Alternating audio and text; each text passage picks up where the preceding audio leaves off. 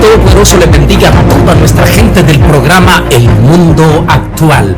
En este miércoles 21, ya prácticamente saliendo del mes de febrero, rumbo ya al tercer mes de este año caliente 2024, que se está poniendo caliente, la situación se está poniendo eminentemente difícil. Y por eso queremos tocar en este 21 el tema: ¿de verdad lo están esperando? Una iglesia mundana. Ese es el tema que quiero tocar con ustedes.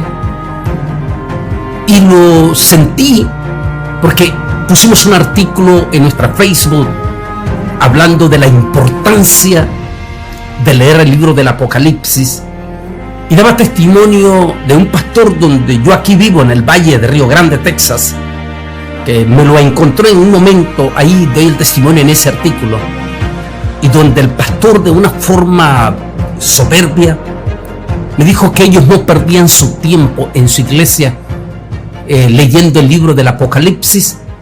En primer lugar, dijo, porque es un libro seriamente cuestionado, y en segundo lugar, eso de hablar de la venida de Cristo y de los tiempos finales, dijo, es una pérdida de tiempo y la verdad no nos interesa. Palabras profundas, duras, de un hombre muy conocido aquí en el Valle. Y ahí salió el artículo que más de 55,000 personas lo leyeron. Allí en mi Facebook. Esa es la razón que sentí también hablar. Pero, ¿de verdad lo están esperando? Lo hice en base a este pasaje de la Sagrada Escritura. Había también en aquella ciudad una viuda, la cual venía a él diciendo: hazme justicia de mi adversario. Él no quiso por algún tiempo, pero después de esto dijo dentro de sí: aunque ni temo a Dios, ni tengo respeto a hombre, sin embargo, porque esta viuda me es molesta, le haré justicia. No sea que viniendo de continuo me agote la paciencia. Y dijo el Señor: oí lo que dijo el juez injusto. ¿Y acaso Dios no hará justicia a sus escogidos que claman a Él día y noche? ¿Se tardará en responderles? Os digo que pronto les hará justicia. Pero cuando venga el Hijo del Hombre, ¿hallará fe en la tierra? Lucas 18, 3-8. Aunque la historia comienza, recuerda el versículo 1 y 2 del 18, cuando el Señor hace en esa parábola referencia a un juez que representa sin lugar a duda la característica de los jueces de corrupción que dominan nuestro planeta Tierra, y más popularmente jueces que no tienen el más mínimo temor de Dios. Podemos hablar en su inmensa mayoría Europa, ya que no olvides que el continente europeo en la actualidad, de cada 10 europeos, 9 de ellos dicen abiertamente no tener ningún temor hacia Dios. Y eso incluye los propios sistemas de justicia en Europa. Pero también los tenemos en América Latina, fuese que no tienen el más mínimo temor, ni el más mínimo principio de hacer una verdadera justicia. Exactamente es el momento que estamos viviendo en la historia. En la historia el Señor narra el caso de esta viuda, porque posiblemente reclamaba que se hiciese justicia por algún reclamo financiero. Pero como era una persona, como digamos, viuda, considerada en aquella época en el pueblo de Israel, las mujeres viudas como mujeres desamparadas, sin ningún poder económico o trayectoria. Así es que a aquel juez no le importaba ni le interesaba la causa de justicia de esta viuda. Algo parecido al sistema que estamos viviendo en todo el mundo. Pero la historia, la parábola dice que la viuda no dejó de insistir día a día. En el momento en que aquel juez entraba en la Corte Suprema, posiblemente en las escalinatas, ella le gritaba: juez, hazme justicia. Juez, hazme justicia. Y aunque tal vez aquel juez ni la volteaba ni a ver, aquellas palabras hacían eco en él. Hasta que un día aquel juez soberbio, orgulloso, dijo: aunque no temo a Dios ni temo a ningún hombre, en verdad mejor le voy a hacer justicia a esta viuda, no sea que en una de esas me colme la paciencia y pueda cometer un error más grande. El Señor de inmediato dice: escucha lo que aquel juez injusto hizo por aquella viuda. ¿Acaso Dios también no escuchará el clamor? Este clamor verdadero que existió desde aquel momento que sucedió en el día número 40 en el Monte de los Olivos, cuando se reunieron, o en una parte allí del monte, cuando se reunió un grupo de aproximadamente 500 o más personas, que es la última vez en que Él se les aparece después de su resurrección. Allí en esa parte del monte, Jesús le da la gran comisión a la iglesia, terminando con las palabras: he aquí que yo estaré con ustedes todos los días hasta el fin de los siglos. Mientras en ese momento una nube interesante, mientras estaba preparando mis estudios de masterclass, hacer referencia a por qué siempre se habla, viene una nube, y expertos están hablando que nube quiere decir una multitud de seres angelicales que se ve como una gran nube, aquella manifestación. No cabe duda que ese momento el cielo se estremeció de gozo y de alegría al saber en aquel momento. Me gusta una canción que cantan unos dúos muy populares, vieja, no es de ellos, es vieja la canción. Dice: cantar volando.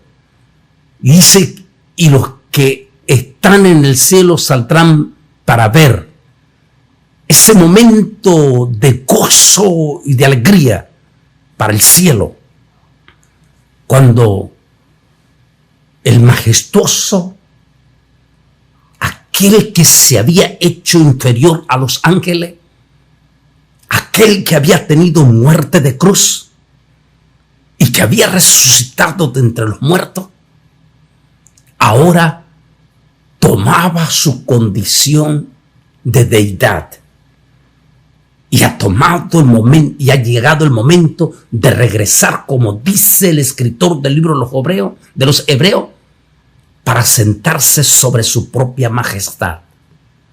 En la traducción en español, sobre su mano derecha, que ya sabemos que grupos sectarios que niegan la deidad de Jesús hacen pésima interpretación de esa palabra que es hebrea. Debe ser impresionante ese momento allí en el monte. De hecho, tengo una foto, y en este estudio, cuando lo toque personalmente en una de las iglesias, voy a mostrar foto ahí, donde estuve con un grupo en el 2014 grande.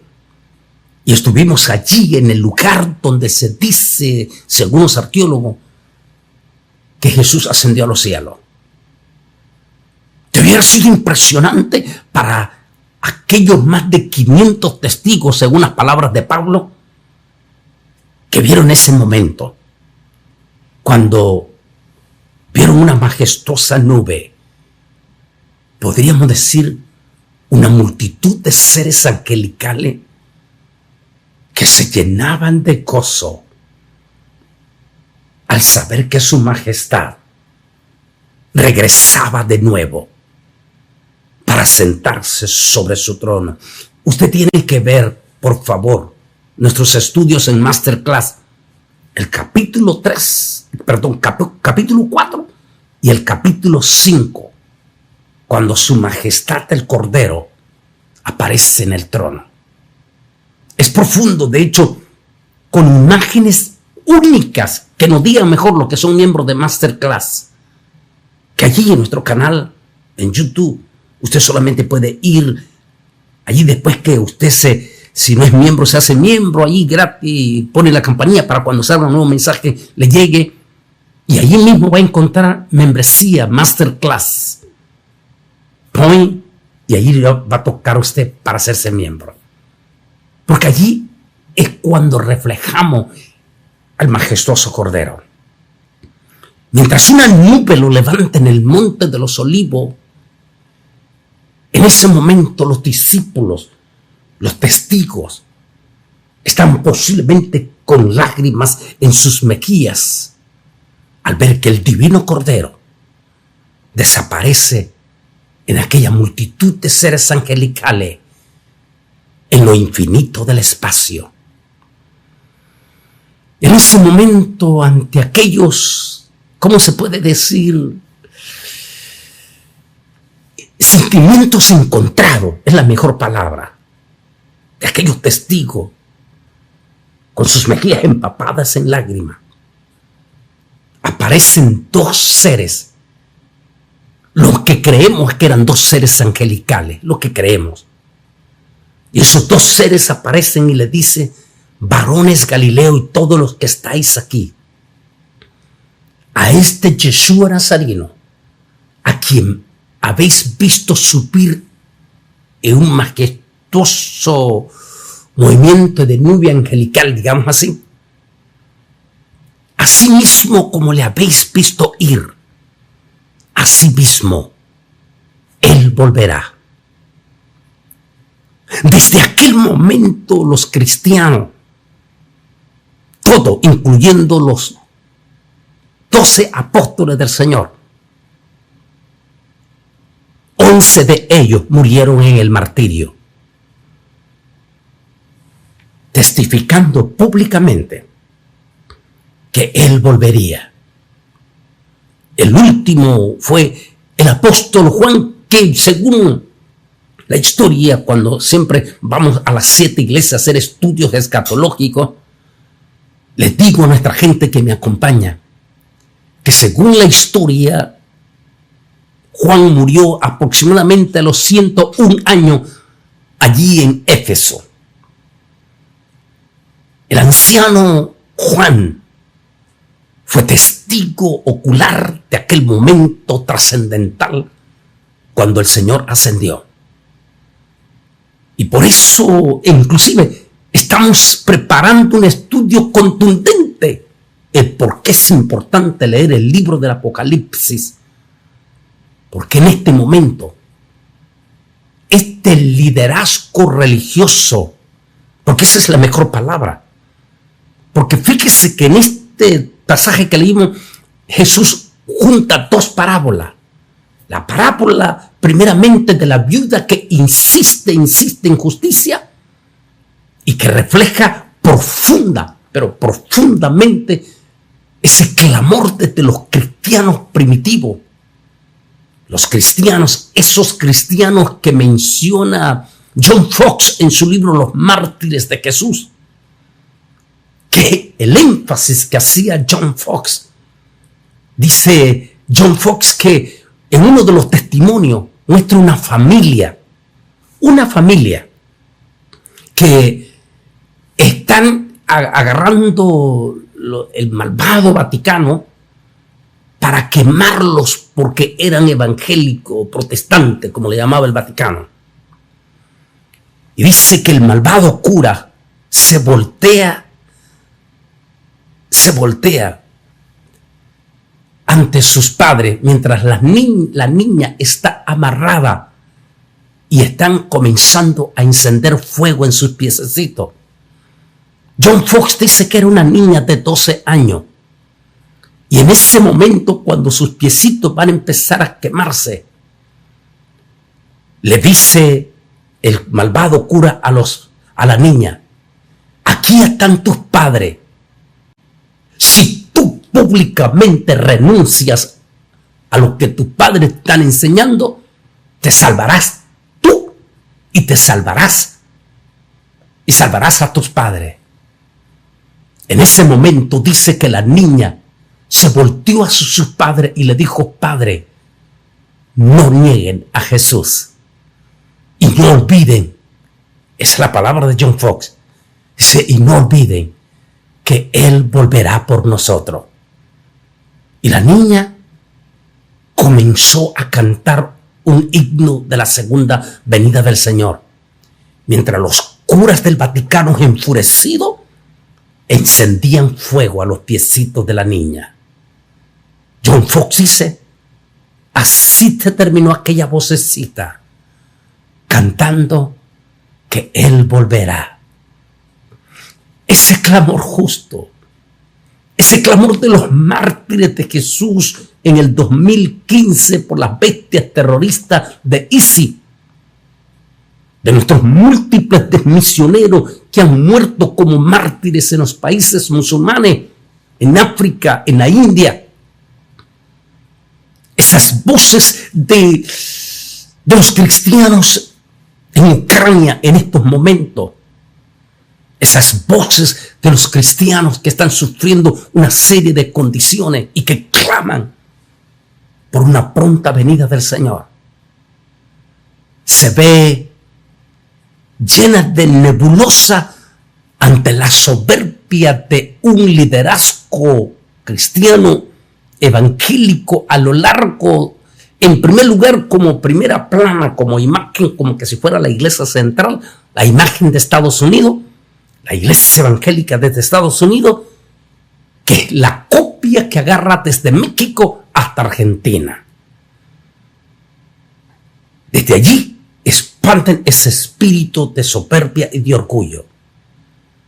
Ese espíritu religioso que inclusive ha llegado en algún momento cuando Pablo reclama a una de las iglesias llamados los Gálatas o la iglesia de Galicia. Una iglesia que no solamente estaba volviendo al judaísmo, que niega la deidad de Yeshua Nazareno, sino que también estaban promoviendo la adoración a los ángeles. ¿Coincidencia de que hoy en día tengamos iglesias como en Costa Rica, donde hace unos años hicieron un evento en un estadio para nombrar a su gran apóstol, arcángel de arcángeles? ¿No es eso adoración a deidades angelicales en que es un mortal? Es el mismo espíritu. ¿Y son estos los que están hablando de la venida del Señor? Por supuesto que no. Esa palabra brilla por su ausencia. Ese mismo espíritu de soberbia está invadiendo todo, porque se consideran como los gigantes, como los grandes. Déjeme rápidamente hacer un énfasis en los comentarios del Nuevo Diccionario de la Biblia. ¿Hallará fe en la tierra? La pregunta de Cristo es que si cuando Él regrese, sus creyentes estarán todavía esperándolo.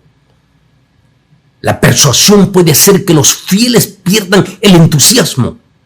Al hacer esta pregunta, Jesús exhorta a los creyentes a no perder su ánimo, la convicción, esa contundente esperanza de su venida. Y de inmediato, pero de una forma de inmediato, Jesús hace referencia a la otra parábola. Menciona a dos personas. Uno llamado fariseo. Fariseo era como la especie de un extraordinario religioso, de un líder, de esos líderes religiosos, de esos personajes que se consideraban tan santos que ni se dejaban tocar por el pueblo. Interesante, ¿no?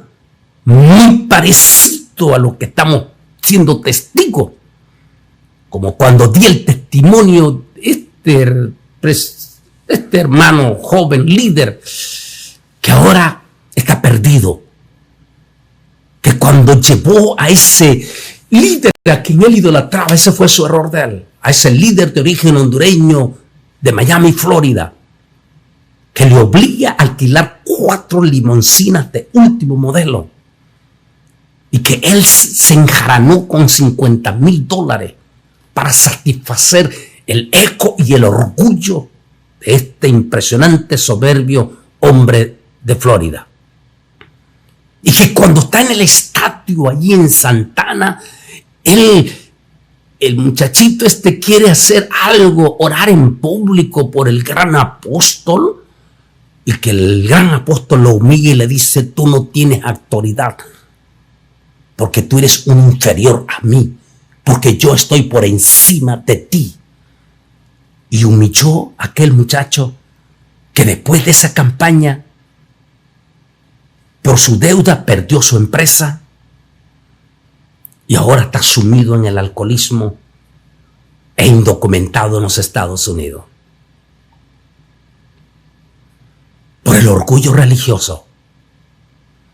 La soberbia religiosa nos hace perder.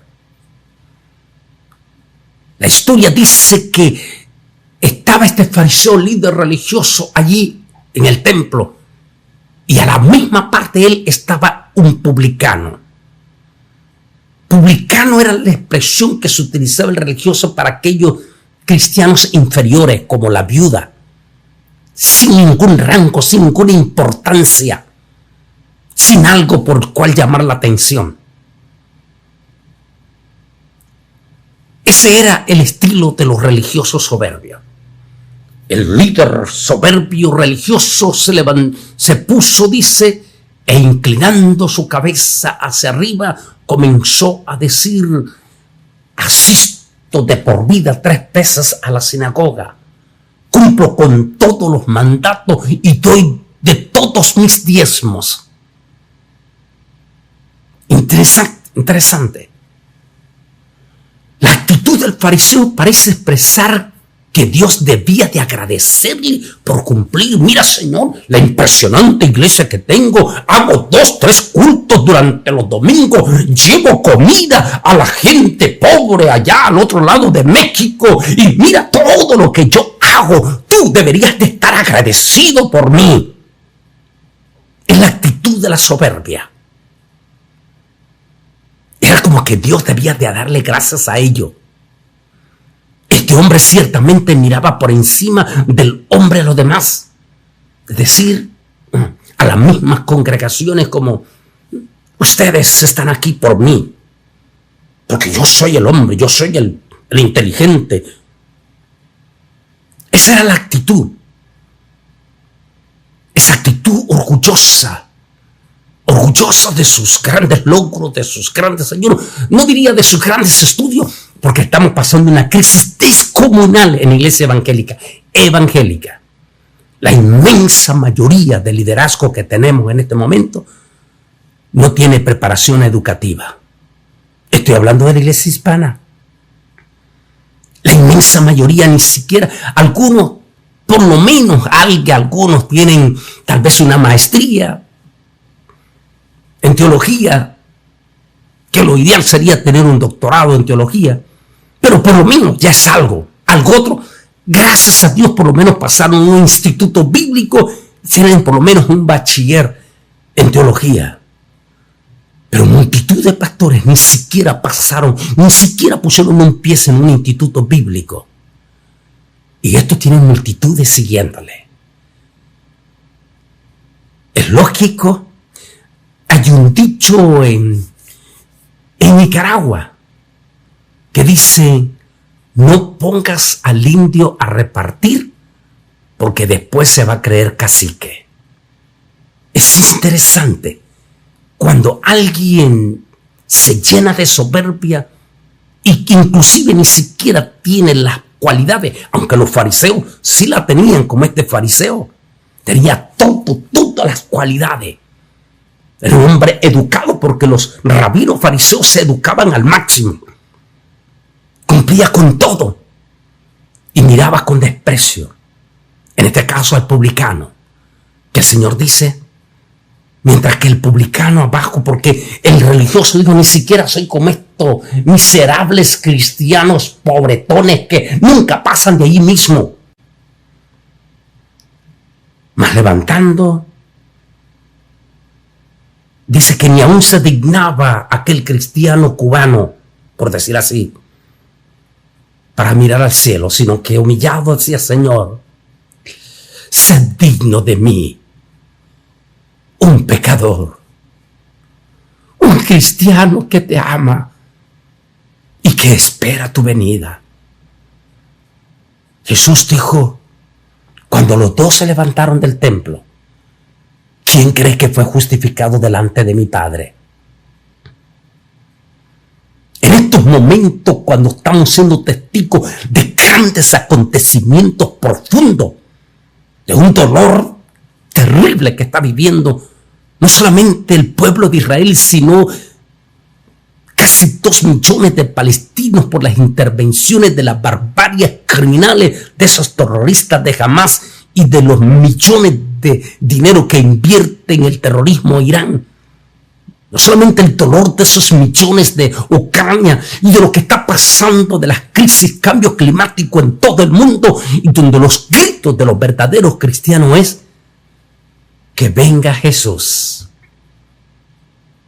Pero, ¿cuándo fue la última vez que tu pastor predicó de la venida del Señor? ¿No sería bueno que preguntaras tú? ¿Cuándo fue la última vez que mencionó la palabra de Apocalipsis? ¿No sería bueno que le preguntaras tú a tu pastor? ¿Y cuándo fue la última vez que habló de Daniel, de Zacarías, del reino, pero que no puede instalarse hasta que Cristo no venga? Son preguntas que deberías de hacer.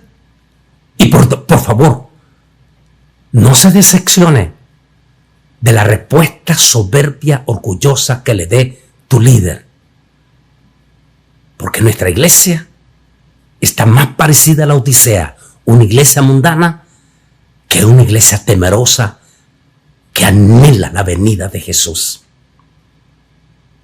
Por favor, de nuevo te dejo el énfasis. ¿Cuándo fue la última vez que en tu iglesia, sobre todo en este año caliente, 2023, 2024, cuando las cosas están calientes, cuándo fue la última vez que mencionó la palabra segunda venida, arrebatamiento de la iglesia? Que por cierto, estamos esperando tocar ese tema, porque hay un ataque duro contra el rapto. En síntesis, la respuesta, ¿de verdad lo están esperando? ¿O están más confiados en sus éxitos, en sus orgullos? Y le puede pasar la del rico, tanta riqueza, y cuando se muere no se puede llevar nada. De verdad, de corazón a corazón, los miembros pregunten a su pastor, ¿por qué no habla de la venida del Señor? ¿Por qué no menciona el Apocalipsis? ¿O es que ya perdió la esperanza?